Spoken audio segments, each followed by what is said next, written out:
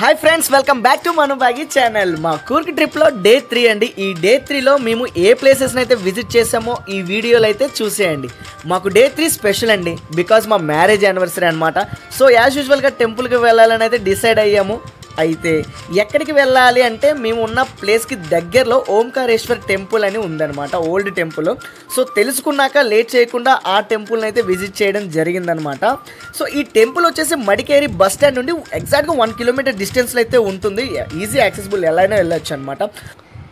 ఈ ఓంకారేశ్వర టెంపుల్ ఒక ప్రత్యేకమైన నిర్మాణం కలిగిన టెంపుల్ అనమాట. ఇది శివయ్యకి సంబంధించిన ఒక పురాతనమైన టెంపుల్. హిస్టరీలోకి వెళ్తే ఈ టెంపుల్ని 18th సెంచరీలో లింగరాజేంద్ర II అనే ఒక కింగ్ నిర్మించారనమాట. పురాణాల ప్రకారం ఈ బ్రాహ్మణ్ని చంపిన పాపం నుండి విముక్తి పొందడానికి రాజుగారు ఈ టెంపుల్ని అయితే నిర్మించారు. ఓంకారేశ్వర టెంపుల్ ప్రశాంతమైన వాతావరణంతో నిండిన ఒక పెద్ద టెంపుల్ అనమాట. చాలామంది పిలిగ్రిమ్స్ ఇక్కడికి వచ్చి శివయ్యని దర్శించుకుంటారనమాట. టెంపుల్కి ఆపోజిట్లో కోనేరు ఉంది, చాలా బాగుంటుంది అనమాట, పెద్ద కోనేరు. సో అలాగే ఈ టెంపుల్కి చెప్పాను కదా, చాలామంది ఫారెన్ టూరిస్టులు కూడా వస్తుంటారు. వాళ్ళతో చిన్నగా చిట్చాట్ చేయడం జరిగింది టెంపుల్ గురించి అట్లాగా. సో టెంపుల్ టైమింగ్స్ వచ్చేసరికి మార్నింగ్ 6:30 నుండి ఆఫ్టర్నూన్ 12 వరకు ఉంటుంది. అలాగే ఈవినింగ్ 5 PM నుండి నైట్ 8 వరకు అయితే ఓపెన్ ఉంటుంది అనమాట. ఈ టెంపుల్ని విజిట్ చేయడానికి best time October to March అనమాట. అంటే ఆ సీజన్లో అయితే ఇంకా బాగుంటుంది అనమాట టెంపుల్. సో ఎలాంటి ఎంట్రీ ఫీ అయితే లేదు.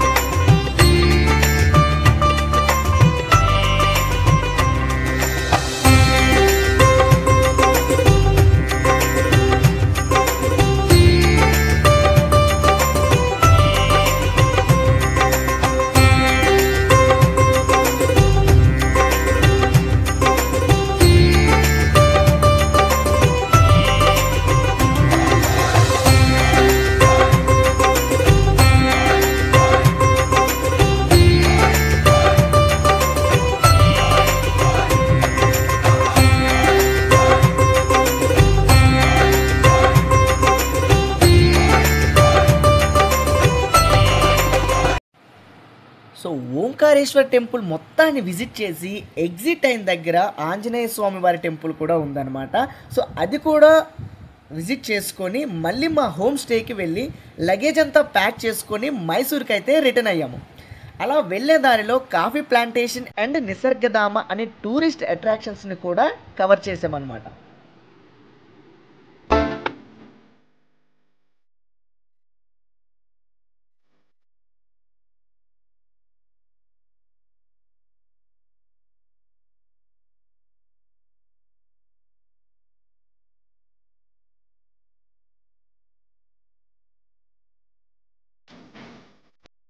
సో ఇప్పుడు నేను ఎక్స్ప్లెయిన్ చేయబోయేది ఏంటంటే కూర్గ్ నిస్టీ అనే ఒక కాఫీ ప్లాంటేషన్, మా సెకండ్ విజిటింగ్ ప్లేస్.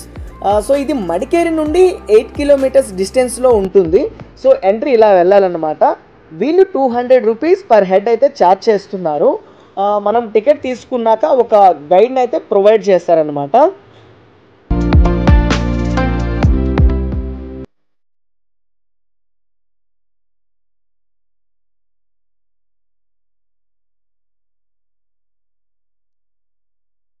तीन वैरायटी कॉफ़ी होता है, रोबस्टा कॉफ़ी, अरेबिका कॉफ़ी और लिबेरिका कॉफ़ी। रोबस्टा कॉफ़ी बोले तो ज़्यादा कड़वा लगता है, इसलिए फ़िल्टर कॉफ़ी बनाने के लिए इसका डिफरेंट देखिए। इसका पत्ता देखने के लिए बड़ा पत्ता है, इसका स्टेम देखने के लिए बड़ा होता है, कॉफ़ी देखने के लिए राउंड शेप में छोटा होता है, गोल गोल होता है। पेड़ का लाइफ टाइम 100 साल है, 100 ईयर्स। साल में 4 to 6 किलो कॉफ़ी प्रोडक्शन देता है एक पेड़ से। 6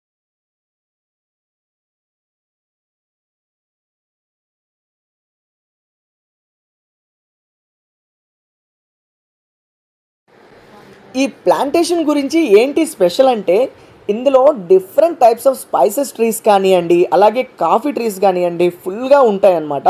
సో వాటి లైఫ్ స్పాన్ కానివ్వండి, అవి ఎప్పుడెప్పుడు ఎక్కువగా అవైలబుల్గా ఉంటాయి, ఏ సీజన్లో ఏవి ఎక్కువగా దొరుకుతాయి, అండ్ లాస్ట్లో వచ్చిన రా మెటీరియల్స్ని, అదే ట్రీస్ నుండి వచ్చిన మెటీరియల్ని ఎలా కాఫీ పౌడర్ చేస్తారు, ఎలాంటి మిషనరీని యూస్ చేస్తారు, అంటే ఆ కాఫీ పౌడర్ని ఎలాంటి మిషనరీని యూస్ చేసి కాఫీ పౌడర్ని అయితే వీళ్ళు తయారు చేస్తున్నారు, వాటి గురించి సింపుల్ డెమో కూడా మనకి లాస్ట్లో అయితే వాళ్ళ యూనిట్లో చూపిస్తారనమాట. ఇందులో घर पे पीतना नॉर्मल कॉफी चाहिए और एक रोस्ट करते हैं 60 मिनट्स का डार्क रोस्ट है। जिम में फॉरेन में पीतना ब्लैक कॉफी के लिए अंदर पूरा रोस्ट करने के बाद इसमें आपको देख सकते हैं कितना रोस्ट होगा नहीं है बोल के पता चलेगा इसमें। बाद में डोर को ओपन किया तो कॉफी नीचे गिर जाता है। कॉफी भी जो रोस्ट करने के बाद ज़्यादा गर्म होता है ना, ठंडा करने के लिए मशीन घूमता रहता है ना, ठंडा हो रहा है। बाद में डोर को ओपन किया तो नीचे गिर जाता है। देखिए लाइट रोस्टेड बोलते वाला ग्रीन कॉफी इसमें बनते वाला 20 मिनट्स का रोस्टेड है। एंड मीडियम रोस्टेड बोलते वाला नॉर्मल कॉफी, इसमें black coffee, cold coffee, instant filter 4 coffee बना सकते हैं। अगर आप ज़्यादा रोस्ट किए तो काला हो जाएगा, इसको बोलते हैं डार्क रोस्टेड। देख सकते हैं इसमें कड़वा ज़्यादा है, कैफीन कम होता है, इसलिए डेविडॉस एस्प्रेसो लैटे पर इसमें बनता है। स्मेल से पता चलेगा। స్పెషల్ అట్రాక్షన్ శాండిల్వుడ్ ట్రీస్ అనమాట. తక్కువే ఉంటాయి, చాలా కాస్ట్లీ ఉంటాయి అన్నమాట. తర్వాత మనకి వేడి వేడి కాఫీని వీళ్ళు ఫ్రీగా ఇస్తారు. మొత్తం ఇదంతా విజిట్ చేశాక వాళ్ళ యూనిట్కి తీసుకెళ్తారు. అక్కడ స్పైసెస్ గురించి ఎక్స్ప్లెయిన్ చేస్తారు. మళ్ళీ చాలా రకాల డ్రై ఫ్రూట్స్ కానివ్వండి, సాఫ్రోన్ కానివ్వండి, డిఫరెంట్ స్పైసెస్ లైక్ యాలకులు, లవంగాలు, మిరియాలు, దాల్చిన చెక్క, మనం బిర్యానీలో యూజ్ చేసుకునే బిర్యానీ లీవ్స్ కానీ చాలా చాలా ప్రొడక్ట్స్ ఉన్నాయన్నమాట. ఇంకా చూసుకుంటే ఈ ట్రీస్ నుండి వచ్చే కాస్మెటిక్స్ అంటే అంతా ఆర్గానిక్ కాస్మెటిక్స్ కానివ్వండి, పర్ఫ్యూమ్స్ కానివ్వండి, న్యాచురల్ ఆయిల్స్ కానివ్వండి, సోప్స్ కానివ్వండి, ఇలా చెప్పుకుంటూ పోతే different types of products zone అనమాట అది టోటల్గా. సో ఒకటి మాత్రం నేనైతే చెప్పాలనుకుంటున్నాను ఏంటంటే వీళ్ళు సింపుల్గా మనకి అన్నీ ఎక్స్ప్లెయిన్ చేస్తూ వాళ్ళ యూనిట్లోకి వెళ్ళాక ఆ ప్రోడక్ట్ని పర్చేస్ చేసేటట్టుగా, అంటే ప్రోడక్ట్ని పర్చేస్ చేసేటట్టుగా, కొనేటట్టుగా బాగా ప్లాన్ చేశారనమాట. ఇది ఒక some type of market strategy ఎక్కడ ఉన్నదే కానివ్వండి. సో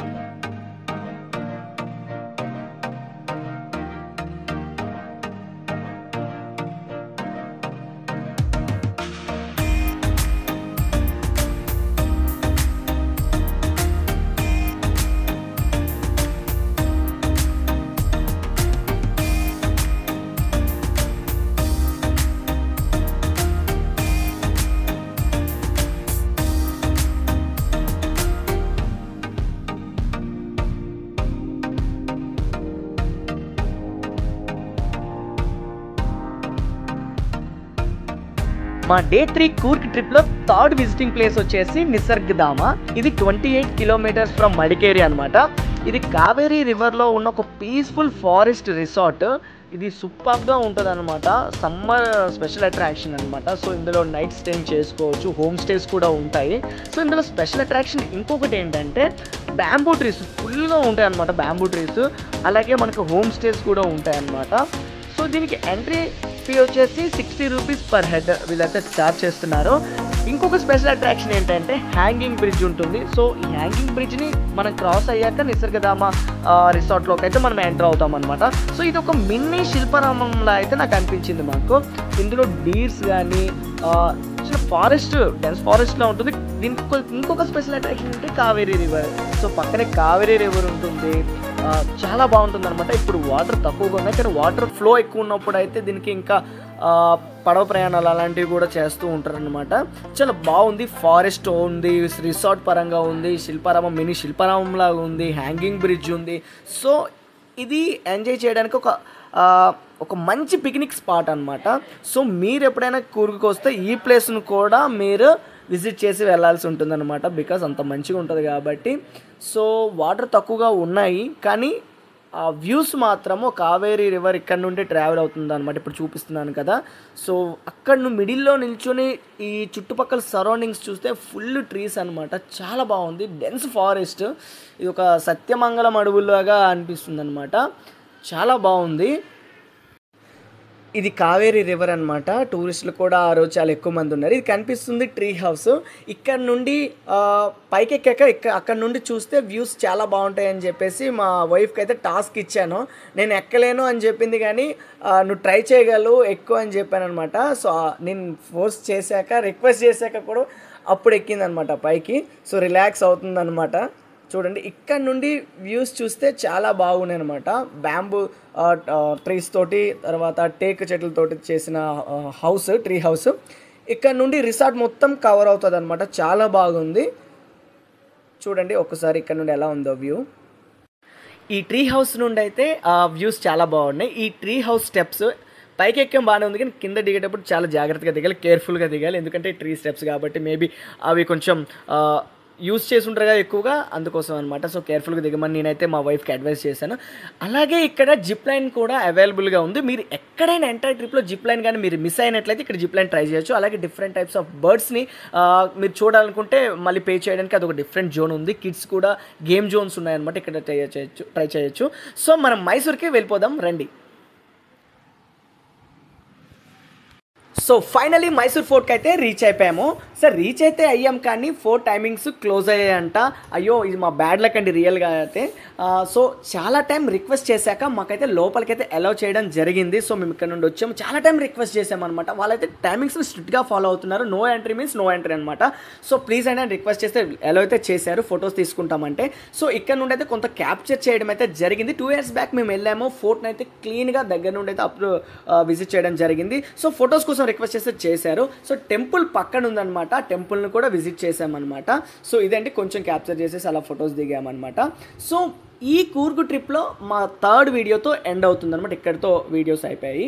సో మీకు ఎటువంటి కూర్గు ప్లాన్ ఉన్నట్లయితే మా కామెంట్ సెక్షన్లో కామెంట్ చేయండి. మాకు తెలిసిన నాలెడ్జ్ని అయితే మీకు తప్పకుండా షేర్ చేస్తామన్నమాట.